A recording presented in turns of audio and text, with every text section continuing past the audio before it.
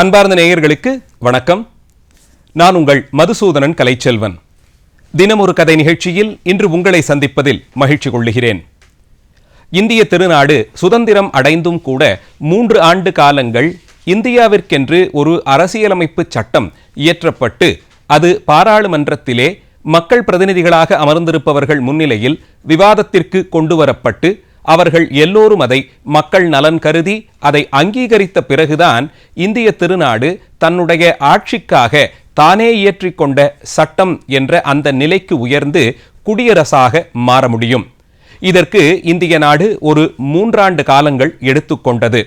அப்போது இந்திய திருநாட்டை ஆட்சி செய்த அந்த அரசவையிலே மக்கள் பிரதிநிதிகளின் தலைமை பொறுப்பிலே பண்டித ஜவஹர்லால் நேரு அவர்கள் இருந்தார்கள்.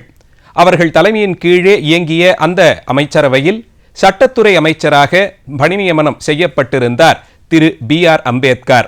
இந்திய அரசியலமைப்பு சட்டத்தின் முதல் பிரதியை எழுதியவர் திரு நரசிங்கராவ் என்பவர், பென்னேகால் நரசிங்கராவ் என்ற தலைவர்.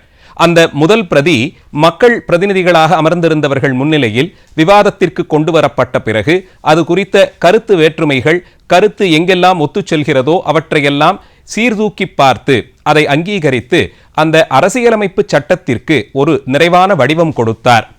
இந்த பெரிய பொறுப்பை ஏற்றுக்கொண்ட திரு B.R. அம்பேத்கர் அவர்களை குறித்துத்தான் இன்றைய நிகழ்ச்சியிலே நாம் பார்க்க இருக்கிறோம்.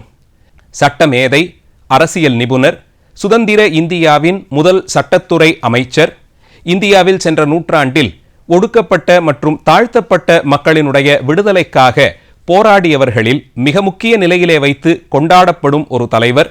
இவருடைய வாழ்வு முழுக்க மக்களுக்கானதாக அர்ப்பணிக்கப்பட்ட ஒரு பெருவாழ்வு வாழ்ந்த மாமனிதர். இத்தனை சிறப்புகளுக்கும் உரித்தானவர்தான் திரு பீமாராவ் ராமாஜி அம்பேத்கர்.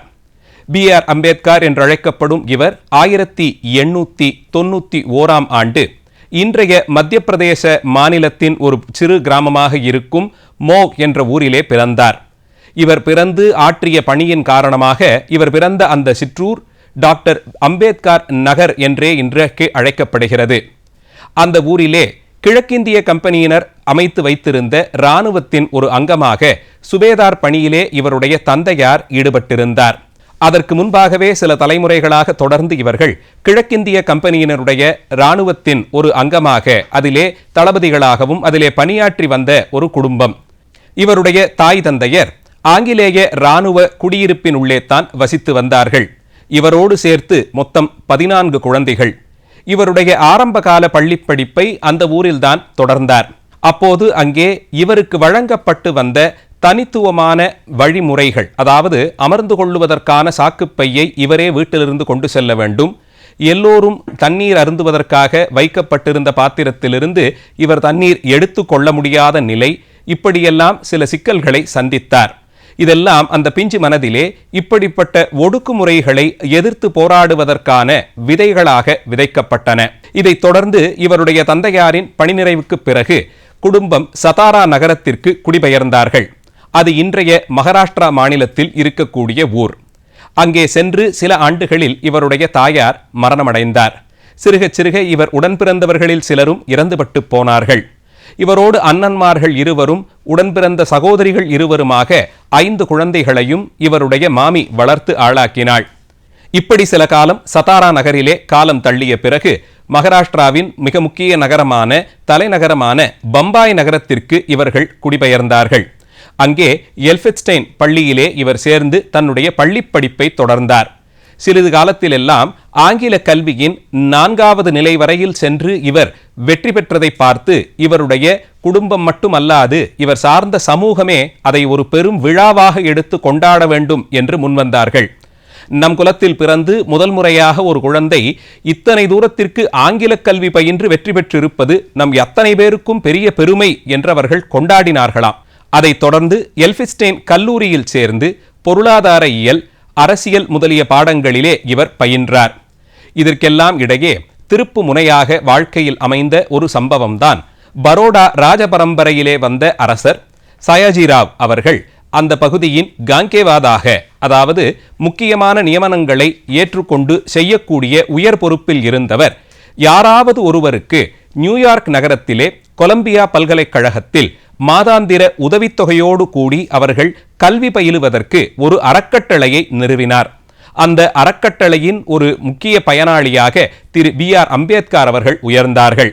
இதன் மூலமாக 1930களில் இவர் நியூயார்க் நகரத்திற்கு சென்று அங்கே கொலம்பியா பல்கலைக்கழகத்தில் பொருளாதாரம் தொடக்கமாக பல்வேறு பாடப்பிரிவுகளிலே தன்னுடைய அறிவை விருத்தி செய்து கொண்டார். இந்த நிலையில் இந்தியாவில் நிலவி வந்த ஒடுக்குமுறைகள், சில குறிப்பிட்ட சமூகங்களை குறித்து ஏற்பட்டிருக்கக்கூடிய ஒடுக்குமுறைகளை எதிர்க்க வேண்டும் என்ற எண்ணம் இவர் உள்ளே எரிந்து கொண்டே இருந்தது. இதற்காக வேண்டி தன்னுடைய அறிவை பயன்படுத்த வேண்டும் என்ற காரணத்தால் அதிதீவிரமான வாசிப்பாளராக மாறினார். இவர் ஒரு ஆயுசில் வாசித்து முடித்த புத்தகங்கள் எத்தனை என்பதையே தனி பெரும் பட்டியலாக, நீள பட்டியலாக இடலாம். அதைத் தொடர்ந்து நியூயார்க் நகரத்திலே 4 ஆண்டுகள் தன்னுடைய கல்லூரி முதுநிலை படிப்பையெல்லாம் முடித்துக்கொண்டு பொருளாதார இயலில் தன்னுடைய ஆர்வம் தனித்திருப்பதை கண்டறிந்தார். இந்தியாவின் பண்டைய பொருளாதாரம் குறித்து ஒரு ஆய்வேட்டையும் சமர்ப்பித்தார். லண்டனில் இயங்கி வந்த பொருளாதார பள்ளியிலே சேர்ந்து தன்னுடைய முனைவர் பட்ட ஆய்வை மேற்கொள்ள வேண்டும் என்று ஆசைப்பட்டார். அதற்கான பாரங்களையும் அங்கே சமர்ப்பித்து தனக்கான அனுமதிக்காய் காத்திருந்தார். இதற்கிடையே 4 ஆண்டுகள் அவருடைய கல்லூரி படிப்பு நிறைவடைந்த நிலையில், உதவித்தொகைக்கான அந்த காலக்கெடு முடிவடைந்த நிலையில் மீண்டும் இந்தியா திரும்ப வேண்டிய காலச்சூழல் வந்தவர் இந்த உதவித்தொகையின் மூலமாக கல்லூரி பயின்றதாலே பரோடா அரசாங்கத்தில் சில நாட்கள் பணி செய்ய வேண்டிய ஒரு நிலை இருந்தது. அந்த காலத்தில் செய்ய வேண்டிய பணியை சிறிய அளவில் செய்து முடித்துவிட்டு லண்டன் நகரத்திலே இவருக்கு முனைவர் பட்ட ஆய்விற்கான இடம் கிடைக்கப் பெற்று அங்கே பயணம் செய்து அங்கே சென்று சில ஆண்டுகள் தங்கி தன்னுடைய முனைவர் பட்ட ஆய்வையும் நிறைவு செய்து ஆய்வேட்டை சமர்ப்பித்தார். அது முழுவதுமாய் பொருளாதாரம் சார்ந்ததாகவே இருந்ததை பார்க்க முடிகிறது. இவருடைய வாழ்க்கையின் அடுத்த மிக முக்கிய திருப்பு முனையாக இருந்தது காந்தியடிகளோடு ஏற்பட்ட சில பிணக்குகள். அதற்கு காரணமாக இருந்தது, இங்கே ஒடுக்கப்பட்ட சமுதாயத்தை சேர்ந்த மக்களுக்கு அரசியல் பிரதிநிதித்துவம் கிடைத்தால் மட்டும்தான், அவர்களாக முன்வந்து தலைமை பொறுப்பை ஏற்றுக்கொண்டால்தான் அந்த குடியைச் சேர்ந்த மக்களுக்கு, அந்த குலங்களை சேர்ந்த மக்களுக்கு விடுதலை என்பதொன்று சாத்தியமாகும் என்று முழுமனதாக நம்பினார் திரு அம்பேத்கர். அதற்காக வேண்டி அவர் முன்மொழிந்த ஒரு வரையறைதான், இங்கே தேர்தல் நடக்கக்கூடிய தொகுதிகளில் சில தொகுதிகளை, குறிப்பிட்ட சில தொகுதிகளை அதிலே தேர்தலில் நிற்பதற்கான அடிப்படை தகுதியாக அங்கே தேர்தல் பிரதிநிதிகளாக நிற்பவர்கள் ஒடுக்கப்பட்ட சமுதாயத்தவர்களாக இருக்க வேண்டும் என்று அரசியல் ஆணையாக அறிவிக்க வேண்டும் என்று முன்மொழிந்தார். அதாவது அந்த தொகுதியிலே தேர்தலில் போட்டியிடுவதற்கு யாருக்கு வேண்டுமானாலும் அதிகாரம் இருந்தாலும் அவர்கள் ஒடுக்கப்பட்ட சமுதாயத்தை சேர்ந்தவர்களாக இருக்க வேண்டும் என்பதை ஒரு அடிப்படை தகுதியாக, சிறப்பு கருதி ஒரு அடிப்படை தகுதியாக வரையறை செய்ய வேண்டும் என்று ஆசைப்பட்டார். அதற்காக தொகுதிகள் குறித்து ஜனத்தொகை கணக்கெடுப்பிலே சாதிவாரியாக எடுக்கப்படும் அந்த கணக்கெடுப்பின் மூலம் எந்தெந்த தொகுதிகளிலே ஒடுக்கப்பட்ட சமுதாயத்தை சேர்ந்த மக்களின் பிரதிநிதித்துவம் அதிகமாக இருக்கிறதோ அங்கே தேர்தலில் போட்டியிடுவதற்கான தகுதியாக இது அறிவிக்கப்பட வேண்டும் என்று விரும்பினார். காந்தியடிகளோ இந்த முடிவை மிகவும் கடுமையாக எதிர்த்தார். இந்த முடிவின் மூலம் இங்கே இருக்கக்கூடிய மக்களிடையே சாதி சார்ந்த பிரிவினைகள் அதிகமாகும் என்று காந்தியடிகள் கருதினார். இதை எதிர்த்து நீண்ட நெடிய சத்தியாகிரக போராட்டம் ஒன்றை அறிவித்து தான் உண்ணா நோன்பிருப்பதாக அறிவித்து விட்டார்.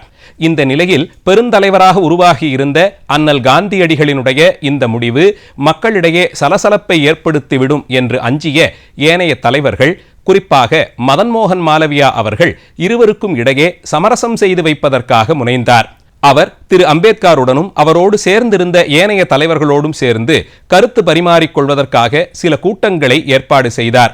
அந்த கூட்டங்களின் முடிவிலே காந்தியடிகள் அவருடைய உண்ணாவிரதத்தை மீண்டும் பெற்றுக்கொள்வதாகவும் அதற்கு ஈடாக தனித்துவமான தொகுதிகளை அறிவிக்காது தொகுதிகளுக்கு உள்ளே ஆங்காங்கே இருக்கக்கூடிய அடுத்த அளவிலான பணிகளுக்கு இப்படி தாழ்த்தப்பட்ட சமுதாயத்தை சேர்ந்த மக்களுக்கு பிரதிநிதித்துவம் தர வேண்டும் என்பதும் ஒப்பந்தமாக இடப்பட்டது. மிக பிரபலமான பூனா ஒப்பந்தம் என்பது இந்த சம்பவங்கள் சேர்ந்ததுதான். இப்படி பூனா ஒப்பந்தம் ஆகிற இந்த முக்கிய நிகழ்ச்சி டாக்டர் அம்பேத்கர் அவர்கள் வாழ்க்கையிலே மீண்டும் ஒரு பெரிய திருப்பு முனையாக மாறியது.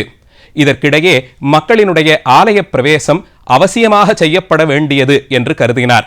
இறைவன் எல்லோருக்குமானவன் என்று சொன்ன பிறகு ஆலயங்களுக்குள்ளே சென்று வழிபடும் அடிப்படை உரிமை எல்லோருக்கும் இருக்க வேண்டும் என்று கருதினார். டாக்டர் அம்பேத்கர் அவர்களுக்கும் 1000 ஆண்டுகளுக்கு முன்பாகவே ராமானுஜாச்சாரியர் மேல்கோட்டை திருநாராயணபுரத்திலே இப்படி ஒரு ஆலய பிரவேசத்தை நிகழ்த்தி காண்பித்தார் என்பது இங்கே குறிப்பிடத்தக்கது. காலாராம் மந்திர் என்றழைக்கப்படும் பிரபலமான ராமர் கோயிலுக்குள்ளே எல்லா தரப்பு மக்களும் சென்று வழிபடுவதற்காக ஒரு நாளை அறிவித்து, அந்த நாளிலே யாரையும் நாங்கள் கேட்க வேண்டியதில்லை, இறைவனை வழிபடுவது என்பது எங்களுக்கான அடிப்படை உரிமை என்பதை கூறும் விதமாக இறை நம்பிக்கையாளர்கள் எந்த குலத்தை சார்ந்தவர்களாக இருந்தாலும் கோயிலுக்குள்ளே சென்று விதிப்படி அங்கே வழிபாடு செய்ய வேண்டும் என்பதை மட்டுமே குறிக்கோளாக கொண்டு மிகவும் ஒழுங்குபடுத்தப்பட்ட முறையிலே ஒரு பெரும் மக்கள் இயக்கமாக நடைப்பயணமாக போய் ஆலய பிரவேசம் செய்ய முயற்சி செய்தார். பழமைவாதங்கள் எல்லாம் இங்கே மக்களை பின்னோக்கி கொண்டு செல்லும் என்பதை மிக தீர்க்கமாக நம்பினார். இவருக்கு 15 வயதிலே திருமணம் ஆகி அவருடைய முதல் மனைவி இறந்துபட்டு போக பின்னாளில் இவர் 2வது திருமணம் ஒன்று செய்து கொண்டார். இப்படி ஆலய பிரவேசம், ஒடுக்கப்பட்டவர்களுக்கு சிறப்பு சலுகைகள் குறித்த சட்ட தீர்மானங்கள் இவற்றையெல்லாம் செய்து வந்து மக்களிடையே பெரும் வரவேற்பை பெற்றிருந்த இவரைத்தான் சுதந்திர இந்தியாவின் முதல் சட்டத்துறை அமைச்சராக பண்டித ஜவஹர்லால் நேரு அவர்கள் நியமித்தார்கள். ஆங்கிலேயர்கள் ஏற்படுத்தி கொடுத்த சட்டங்களை கடந்து இந்திய திருநாடு தனக்கான ஒரு சட்ட வரையறை செய்து கொண்டு அதை பாராளுமன்றத்திலே நிறைவேற்றி அதுவே இந்தியாவினுடைய அரசியலமைப்பு சட்டமாக அறிவிக்கப்பட வேண்டும் என்பது அடுத்த படிநிலை. அதற்காக தகுதியாய் கற்றறிந்த சான்றோர்கள் எல்லோரும் சேர்ந்து ஒரு குழு அமைக்கப்பட்டது. அதனுடைய முதல் வரைவு படிவம் திரு பென்னேகல் நரசிங்கராவ் அவர்களால் முன்மொழியப்பட்டது. அந்த வரைவை வைத்துக்கொண்டு மீதம் இருக்கக்கூடிய அறிஞர்கள் எல்லோரையும் ஒருங்கிணைந்து ஒரு சட்ட திட்டத்தை வரையறை செய்து அதை இந்திய அரசியலமைப்பு சாசனமாக வெளியிடும்படியாக ஒரு குழு அமைக்கப்பட்டு அந்த குழுவை நடத்தும் பணி திரு அம்பேத்கர் அவர்களுக்கு வழங்கப்பட்டது. இதற்காக பல்வேறு கூட்டங்கள் நடத்தி மக்களினுடைய கருத்தையெல்லாம் பிரதிநிதிகள் மூலமாக பெறப்பெற்று அவற்றையெல்லாம் வரையறை செய்து பல நிலைகளில் அதை கடந்து அதை சீர் செய்து சிறப்பாக அரசியலமைப்பு சட்டமாக 1950ஆம் ஆண்டு வெளியிட்டார். இந்த பணி மிகவும் கடுமையான பணி. இதனுடைய நிறைவிலே இவர் உடல்நிலை மோசமாய் போனது. இந்த நிலையில் 1950களுக்கு பிறகு இவர் மருத்துவ உதவிக்காக வேண்டி மும்பை மாநகரம் சென்றார். அங்கே இவருக்கு மருத்துவ பணிக்காக வந்த சாரதா கபீர் என்ற பெண் மருத்துவரை திருமணம் செய்து கொண்டார். அதன் தொடர்ந்து சில ஆண்டுகள் வாழ்ந்து இவருடைய வாழ்க்கையினுடைய நிறைவிலே ஒடுக்கப்பட்ட மக்கள் உண்மையில் விடுதலை என்பது சமூக விடுதலையாக அவர்கள் பெறுவதுதான் என்பதையே மீண்டும் மீண்டும் வலியுறுத்தி வந்து இறைவனுடைய திருவடியை அடைந்தார். பிறந்து பெற்ற ஒரு பிறவியை ஒடுக்கப்பட்ட மக்களுக்காகவென்று முழுமையாக வாழ்ந்து அதிலும் தான் அரை நூற்றாண்டு காலம் கடுமையாக உழைத்து ஒடுக்கப்பட்ட மக்களுக்கான சலுகைகளை எல்லாம் உரிமைகளாக பெற்றுத்தந்த சிறப்போடு வாழ்க்கை வாழ்ந்தவர்தான் திரு பீமாராவ் ராமாஜி அம்பேத்கர். நாளைய தினம் மீண்டும் ஒரு கதையோடு உங்களை சந்திக்கிறேன். நன்றி, வணக்கம்.